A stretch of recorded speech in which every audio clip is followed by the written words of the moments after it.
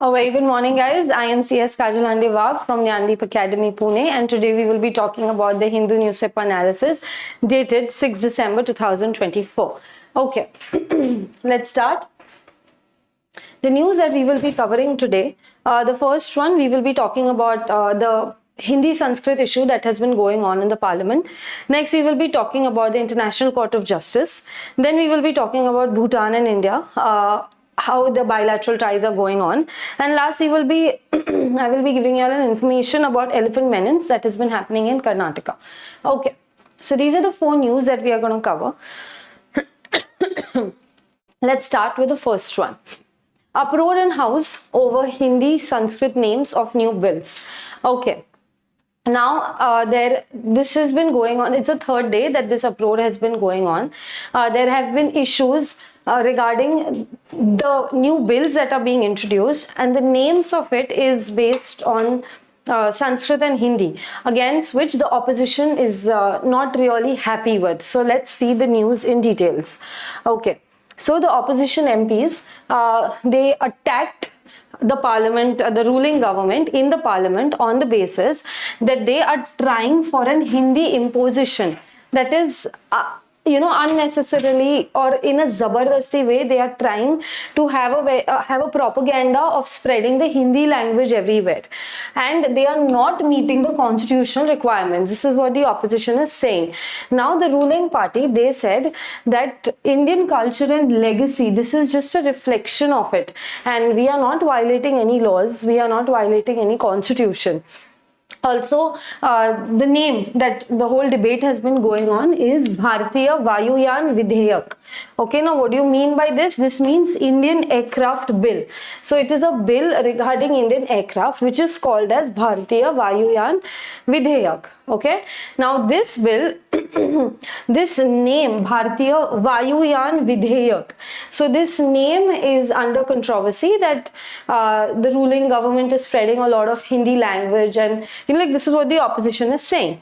Also, the opposition said that when the 2024 Lok Sabha elections came out, the results of those elections came out, so people there have voted for diversity. They have voted, but the government is still trying to have this Hindi imposition everywhere. This is what the TMC MP, that is Ms. Ghosh, had to say. Okay.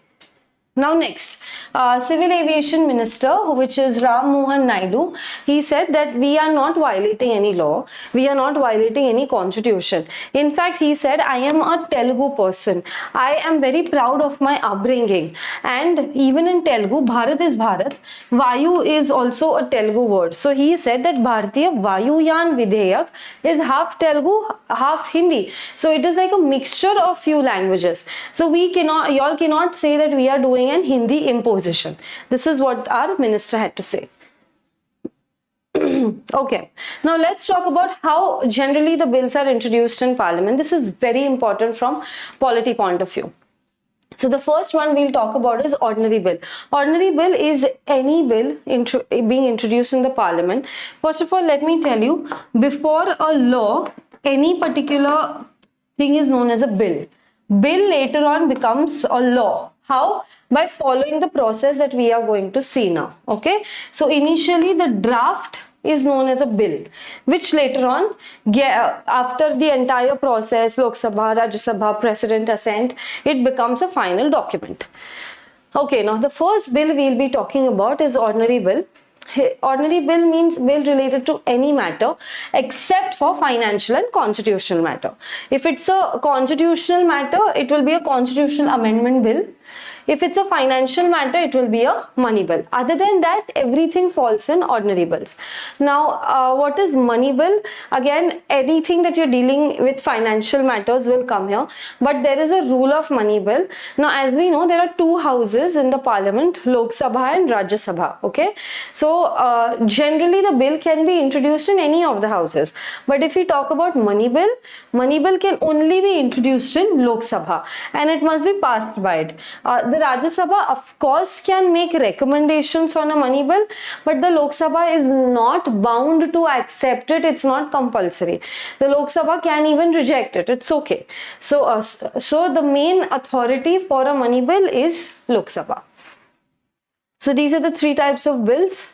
Now let's see the stages of how a bill becomes law. So the first stage is introduction. So the bill, as I said, it can be introduced in either of the houses. It can be introduced either in Lok Sabha or it can be introduced either in Rajya Sabha. Next, after the bill is introduced, this is given to a standing committee or a select committee. Now, why is it given to a committee? Now, what is committee? Committee is a group of experts that will sit together and analyze this. Now, once the bill is introduced, it is sent to the committee. The committee will sit and examine it thoroughly. Now, it's not possible for each and every member to sit and examine all the bills, right? It will become a very lengthy process.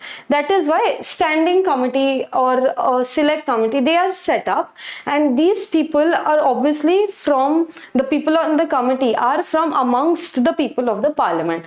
So, these people will sit and examine and analyze the bill. Okay, now consideration and report by the committee. Once this committee has considered the bill, once it has examined all of it, then it will write a report of what it feels, what it is, what can be the consequences of this bill, what can be the advantages of this bill. According to them, is this necessary, and if yes, then why, and how will it change the current scenario? All this is contained in the report of the committee. Once this is done, they will give the report to the houses. Okay, now the moment the report has been given, there will be a discussion in the house. Of course, okay, so once the discussion is done, there is voting after that. But first there will be discussion, because maybe just the way right now, the aircraft bill, okay, we spoke about, there is a discussion going on, there is a debate going on. So debates are the main crux of a democratic country. That is why we have opposition, so they can debate. Okay, now maybe the ruling party will say something, the opposition party will say something else, the bill can be changed or the bill can be kept as it is, but whatever it is, the discussions will go on, and finally a voting will be done. Now if after the voting, there can be either two things, it is passed or it is not passed. So if it is passed, it will be sent to the other house. For example, if this bill was introduced in Lok Sabha and it is passed here, it will be sent to Rajya Sabha after this. Okay, now if this was introduced in Rajya Sabha and it was passed here, then it will be sent to Lok Sabha. This is how generally it is done. But if we talk about money bill, only the first option is there, because money bill can be introduced only in Lok Sabha. Okay, now once the bill is considered, voted upon in the other house, like for example Lok Sabha, let's consider it is passed in Lok Sabha. Now it has been sent to Rajya Sabha. Now Rajya Sabha mein there will be voting, and if again it is passed in Rajya Sabha, then they will again send it back to Lok Sabha that yes, we have cleared the bill. Now resolution of differences. Now if there is a difference between the two houses, like Lok Sabha, now there are 10 points. So both of them agree on 5 points each. So Lok Sabha and Rajya Sabha, they agree on 7 points, but they do not agree on 3 points. So they need a discussion on these 3 points. Correct. So now these 3 points will have a joint sitting. A discussion will be done by joint sitting of both the houses when both of them come together. So that is a joint committee, and they will then resolve the differences. Okay, and last, as I said, for example, it's passed Lok Sabha, Rajya Sabha. It's approved here, it's approved here, they sent it back, the differences were solved, everything is done, and now finally the main signature, that is of the president. So if bill is passed by both the houses, it is sent to the president for their signature. If given, the bill becomes an act of parliament. As I said, once the president gives his signature, it becomes a law, it becomes an act. So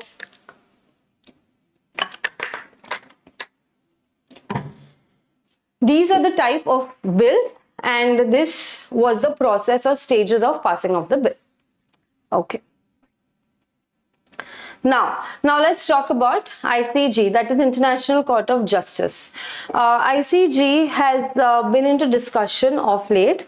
At the same time, ICJ is an international level organization, as the name suggests, International Court of Justice. So it is a judicial organization, it is a judicial entity, but at an international level.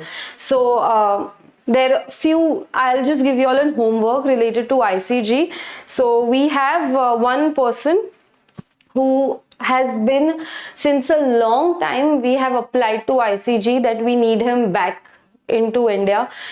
So you all need to find out who this person is, and even I think last year many discussions were going on regarding how to get him back to India, and we had sent great attorneys to ICJs. So yes, there has been a lot of effort, and that is very sensitive to many of the Indians. So yes, that is the homework. Please find out about whom I'm talking. Okay, now India, if we talk about ICJ, in International Court of Justice, right now, why are we there, or why are we arguing there? So we have blamed the developed countries like America, and we are saying that they exploited the global carbon budget. Number one, they did not honor the climate finance commitments that they had given to the developing countries. Okay, so what India has been saying in short is that America and other developed countries, they cause the most global pollution, and they had made certain promises regarding financial commitments related to climate to the developing countries, but they are not keeping their promises. And at the same time, there was a carbon budget that was set for everyone, but they are not even ready to imply to that. This is what India has been saying at ICJ directly. Now court is also examining that if a promise is not completed, like for example, if America has made a certain commitment and they are not fulfilling it, so what can be the obligations for them, or what can be the consequences for them? So the court is trying to understand this, analyze this, because it is International Court of Justice. So all the countries, if they have anything against each other, they will go here. Now representing India, Rangreji, he's the Joint Secretary and Minister of External Affairs. Okay, please, we need to know his name. Luther Rangreji. Now he said, if the contribution to degradation is unequal, they are contributing much more than us, the responsibility must also be unequal, right? India said developing nations were hardest hit by climate change. Despite we are not contributing so much to the climate change factors the way developed nations are, but still we are the ones who have to, we are hit by it, like not only us but many of the developing countries. The developed world, which has since the beginning are responsible for most of the pollution or most of the climate change matters, is ironically best equipped with technological means. They have great technology, they have great finance, so they are best equipped with, they can address their challenges. But we are developing countries, so it is difficult for us because we are not even responsible for causing so much of climate change, but we are facing the consequences of it.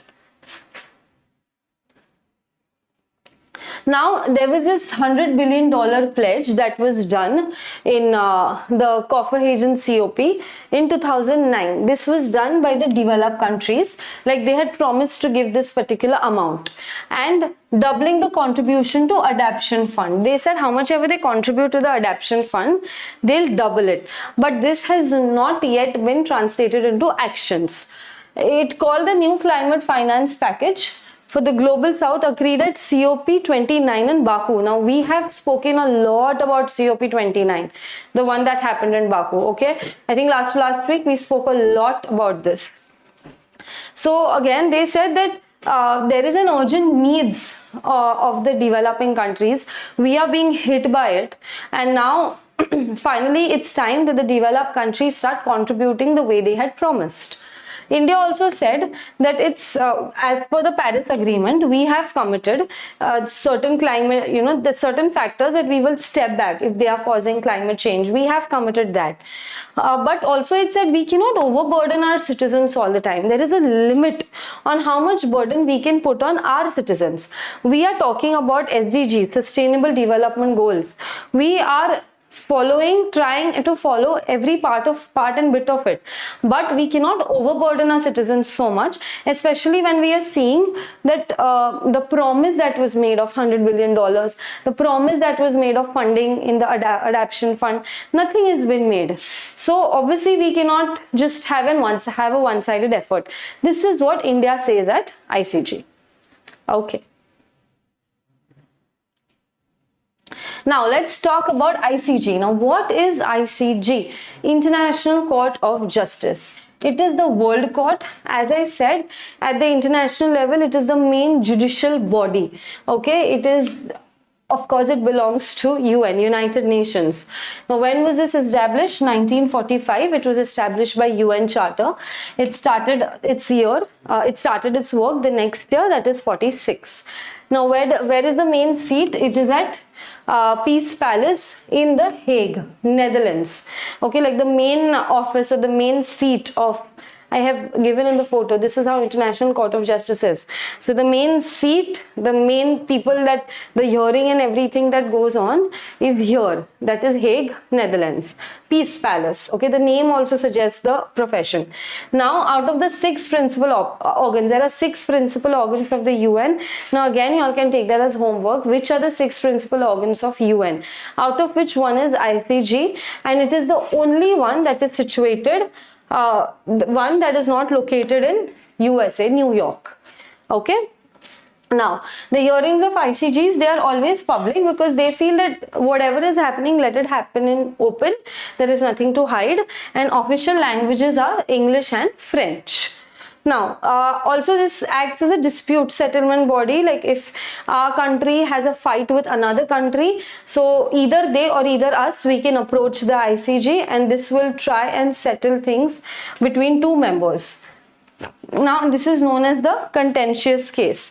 It also accepts that, you know, if we ask them for an opinion, that we need your advice, we need your opinion on this particular thing. So it also advises us on that. It gives us an opinion that according to ICG, this is what we feel it should be done. So yes, and also it is a specialized agency, as I said, agency of UN, specialized agency in what?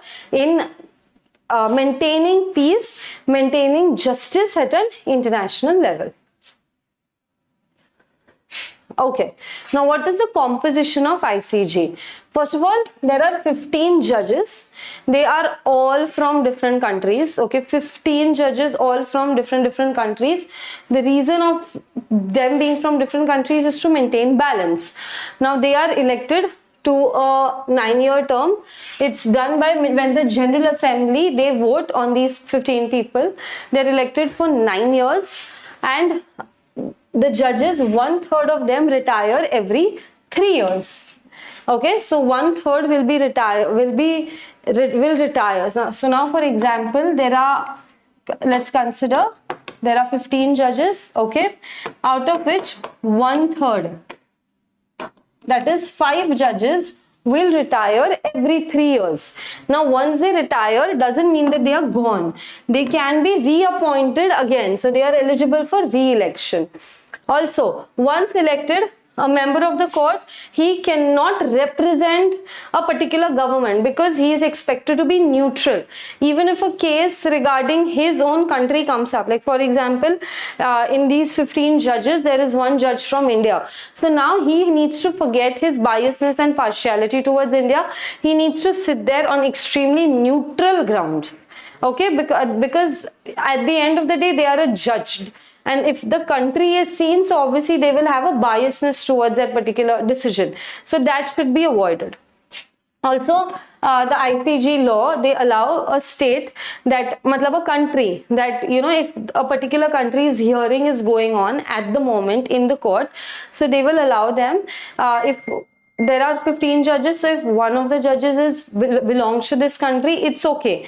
But if none of the judges belong to this country, so one extra person can sit there as a judge which belongs to that particular nation. Okay, so for example, I'm giving a case is going on between India and China. Let's consider. And in this 15 bench, there is one person who is there from China. So China doesn't need anyone now.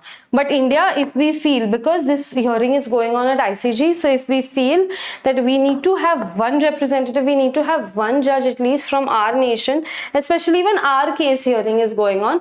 So that option is given by ICG. We can do a +1 here. Okay, but that would be just for that specific case. That +1 Indian judge will not hear other cases. He is not a judge of ICJ. He is there just for this particular case. Okay, now whatever the ICJ gives decision, it is final, it is binding. The parties have to listen to it. And but at the same time, when I just mentioned few minutes back that we can also ask ICG for certain opinions, and they can give their advices, opinions on any particular thing. That is not binding. If you want to listen to ICG's opinion, you may, otherwise it's okay. But the decisions they give, they are final and binding. The opinions are not binding. Okay. Now next we will be talking about Bhutan and India. They discussed Gyeongju hydel power plants. Okay, before this, let's just I'll give you all a brief about the last topic first. Karnataka minister asks official to study the Tamil Nadu model to control the elephant menace. So in Tamil Nadu, just one second.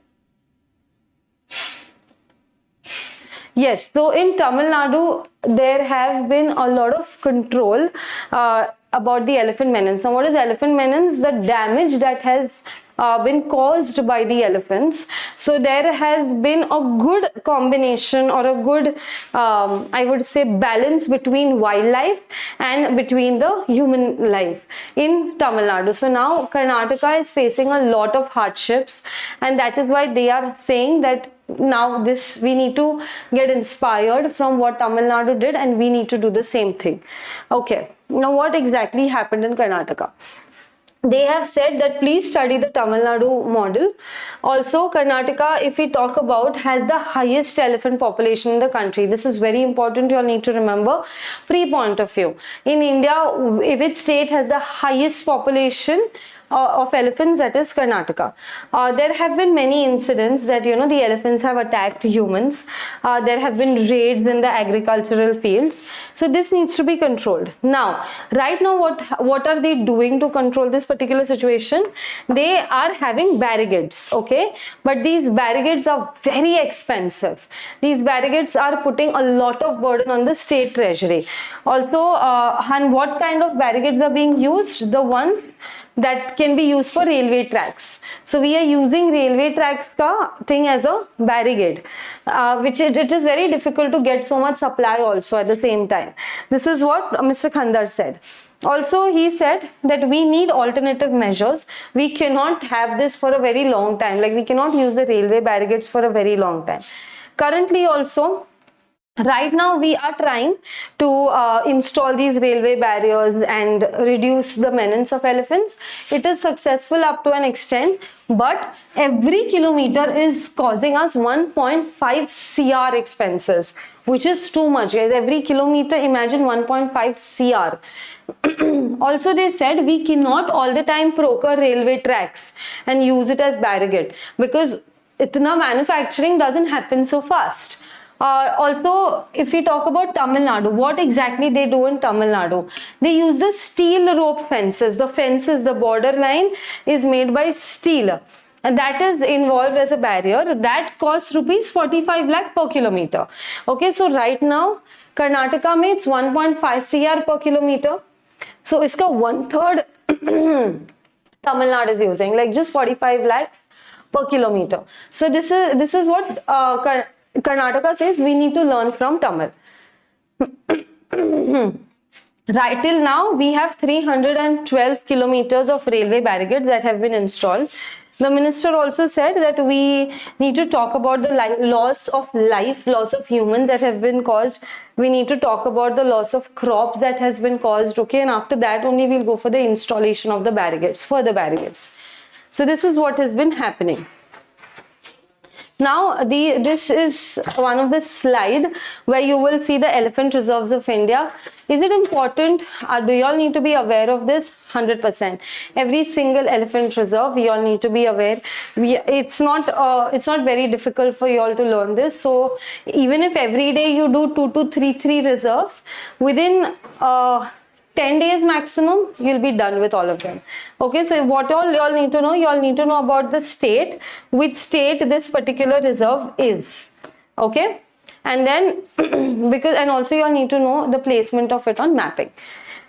Okay, now let's take the last news for the day. We were talking about Bhutan and India and their bilateral ties. Okay, so recently, if we talk about India and Bhutan, they have just started discussing their bilateral projects. Now, what are they discussing in their bilateral projects? It is about electricity and urban planning. Okay, now this is something beautiful that Bhutan is coming up with. Recently, Bhutan is a monarchy, like there is no democratic government there. There is a king. Okay, so the king rules everything. So during the visit of King Wangchuk and Queen Pema, they met Prime Minister Narendra Modi, and both the sides decided, okay, now we need to talk about and we need to make things go ahead, especially about the Gyalfu Mindfulness City project and the hydropower. So these are the two things, guys. They need to talk about hydropower and Gyalfu Mindfulness City project, a very interesting, a huge and important project that India and Bhutan are working on. Now, a joint statement, after this entire meeting was done, a joint statement was issued, and they said that Mr. Modi reassured His Majesty of India's continued support. We will keep supporting Gyalfu Mindfulness City project. Now, what will happen after this? It will bring prosperity and well-being in Bhutan and also the border areas. Now, we share a border with Bhutan. So, if Bhutan ka border is being developed, it is indirectly going to have a good economic impact on us also. They said it would also strengthen economy, number one, and investment linkages between the two countries. The two sides, they also, as I said, they discussed about two things. Number one was this Gyalfu Mindfulness City. I'll tell you all what they are trying to do in this city and what exactly this is. And the second one is hydropower. So they discussed the hydropower projects, including the 1020 megawatt hydropower project 2, and they expressed satisfaction that it was almost being completed. So if we talk about hydropower is very important for Bhutan's perspective. Now how and why, I will tell you now. Okay, first we will talk about the Gyalfu project. Now what is exactly this Gyalfu project? While we were hosting the Bhutan king, okay, we have been having diplomatic talks with Bhutan. If we talk about the other countries, especially if we talk about Dhaka, that is Bangladesh, our relations were great with Bangladesh, but of late, after the change of the government, our relations are not really okay with them. Also, we are not having any diplomatic ties with Bangladesh, and also other neighboring countries are not, like we are not that friendly with all of the neighboring countries. So at this point of our, it is very important for us that we have a good relation with at least one of them, and that is Bhutan. So this is also good for us geopolitically. Okay, so now, as I said, after Sheikh Hasina's government fell down, we have had a tough time when it comes to Bangladesh. Also, if we talk about Nepal, so PM Oli, he has an inclination towards China, towards Beijing, and they have also spoken about the Belt and Road Cooperation, okay, and since Oli has come into power, there are very initial meetings where they spoke about Belt and Road Cooperation. So they are having a common development of infrastructure, their relations are improving. So of course we need to betterment our relations also with one of the neighbors, and the best one to start with is Bhutan. Okay, now if we talk about the GMC project, now what is this Gyalfu project? It is an urban development project. We are developing an entire city Yes, we are building an entire city. Now, what is this city? This city's main purpose will be mindfulness. Holistic living. Holistic living means spiritual living, peaceful living, mindfulness. If you all have ever seen the yoga centers, how they are, okay, so they are, that is known as holistic living. Holistic as in you are detached from many of the the materialistic things, and you are mainly focused on your peace. You keep meditating. There are exercises. Then it's a very simple living. You try connecting yourself to God, or you try connecting yourself to the universe. That is known as a holistic living. A very simple. And mindfulness. Mindfulness as in they're like exact opposite to what I can say Mumbai is. Mumbai is like very commercial, and everybody out there is just trying to run from their houses to go and earn money. This is exactly opposite. This is like a very peaceful situation where money is not that important. The main thing is peace. Okay, so we are creating, not, yes, of course, even we are involved in that. We are creating such a city with Bhutan that is going to be all about holistic living and sustainability. Like it's not going to be the way we waste resources, the way energy is depleted. That is not going to happen here. And where is this located? South central part of Bhutan. It is over 2,500 square kilometers. It is bigger than Singapore, so it's not that small. And it's first of its kind special administrative region, SAR, in Bhutan. So it would directly benefit India, because as I said, we share a border with Bhutan. Okay, so along the border, especially Assam, so this is going to benefit us. The city will be built around bridges. There will be bridges in the city. There will be its own international airports. We are going to create rivers and streams in that city. So it is like an entire urban development project. We are creating a proper urban area. Also, the city will have its own government. Okay, they will have their own independent lawmaking. Also, independent judiciary. The reason for this is because they are creating an entirely different part of the world, which is, of course, it is located in Bhutan, and of course the final authority will be Bhutan, but they have been given a lot of freedom, this city. And the main reason is this only because it's like first of its kind. It will contain people, the people who like this kind of an approach towards life, the peaceful and the shant and not much life mess approach in life. They will prefer being here. Also, the GMC will have 2 areas protected, that is a national park and a wildlife sanctuary. So what all will this Gyelofu project have? The city will have its airport, it will have the rivers, it will have bridges, it will have its government, judiciary, national park, wildlife sanctuary. So this is all it will have. This is all is included in the Gyelofu project. Okay, now if we talk about the Bhutan and India's bilateral ties, it dates back to many years. That is especially the Treaty of Friendship, which was signed in 1949. Also, again, it was renewed in 2007. So, y'all are seeing this was such an old treaty. Then I spoke to y'all that for Bhutan, hydropower is very important. Why? Because it is the main source of their economic development as well as the social development. The revenues that come from there, the hydropower, those are one of the main revenues of the royal government of Bhutan. Also, if we talk about the hydroelectric projects that totaling 2136 megawatt, they are already there in Bhutan and they are supplying electricity to India as well. So this is benefiting us also. About 50,000 Indian citizens are working in Bhutan, and mainly in what sector? They are either in construction sector, they are consultants, or they are mainly there for education purposes. Consultants in what? Infra projects. Also, there are some workers who go to Bhutan to work on a daily basis, everyday basis. Now, when you are going at a place on a daily basis, entry and exit, it clearly shows how much trust these two countries have on each other and how economically they are relying on each other. So yes, that's all for today. Please, the homeworks that I have given y'all, please try and search for both the things. Number one, I was talking about ICG, who is the prisoner of war that we are asking for again.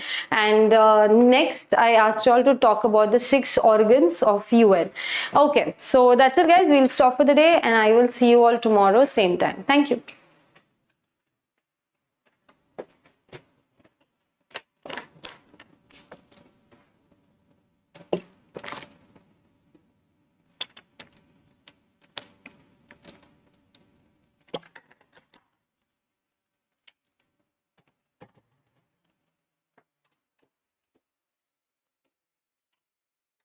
Yes.